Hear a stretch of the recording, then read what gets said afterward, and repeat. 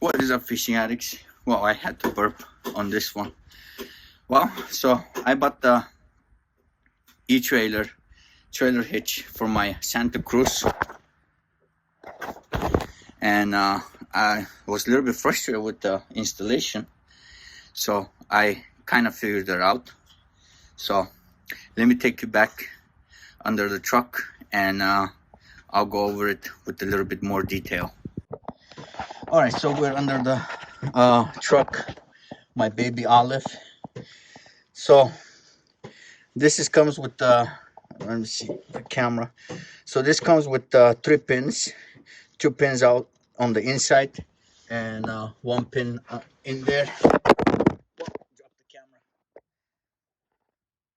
What is it? Okay, something's wrong. Okay, I have to do it this way. So there's the third one, and if you try to install it this end first, it does not line up. You cannot line these holes in there, so you have to install the inner uh, bolts first, so the hole in the middle over here, the bottom hole lines up. This is kind of a real bit of crappy video, but let me see. It's like I said, it's a crappy video, but I was frustrated for about 15-20 minutes that it did not line up, and then I figured we have to install the inner ones first, because if you look over here, there's a bit of a gap. So what's happening is every time I'm tightening it, I guess it's stretching it, and so hopefully it will be flush. But let me keep going, and I'll give you guys an update in a little bit, see how that's working out for me.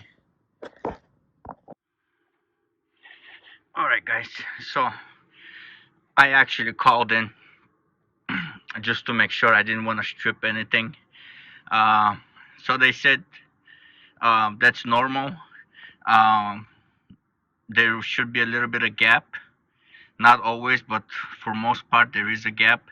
So all you have to do is just keep on tightening it, and they will line up. So what I had to do was, I had a little bit of trouble. I tightened everything down, and I couldn't get the bottom one in. Gave me a trouble, it wouldn't line up. So what I had to do is I had to loosen everything almost halfway, just to make sure the washers were spinning free. And then I lined it up. I tightened it with my hand as much as possible, and then torque everything down. So it's pretty much fair installation. If you're mechanically inclined, I'll take it to any shop. Make sure you tell them that there could be a gap, and they really have to install the inner 2 bolts first. I mean inner 2 screws first, and then stretch it out and loosen it and get the bottom ones in. My suggestion is start with the exhaust side first, and then work your way to the other side. So here, let me show you what I'm talking about on the diagram.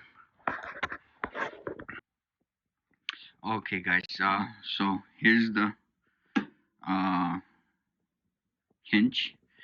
So I would start first with the exhaust side. This side goes in the exhaust, and put these 2 bolts in first. Once you put these 2 bolts in, and don't put the bottom one on. That you won't be able, you won't once you put this one on, you won't be able to get this side in. So what you do is put these 2 bolts in, don't tighten them, hand tight couple of turns, and then put this side, these 2 bolts in, Once you put these two bolts in and tighten it all the way flush to the frame. Once both sides are flush to the frame, loosen it till you have play in the washers. A lot of play in the washers. So once that is done, install this side of the bolt, the bottom bolt in, and then install the bolt on the bottom on this side. And once you hand tighten all 6 bolts, you can torque it down. And it does require let's see, oh, there we go. So what you need is a 19mm socket. It says 3-inch extension. I actually needed a larger extension than this. So if you have a 3-inch extension, that's fine. I guess you can work with it. I used the 6-inch extension for only, you need it only for one bolt, and I guess you need the 3-inch for the other one. The extension you need is for this side. This side is fairly easy. This side is a little bit troublesome, so you do need 2 extensions. You do not need a 12mm bolt. You do need a ratchet, and you also need a torque wrench. Since I'm a technician, I did have all of this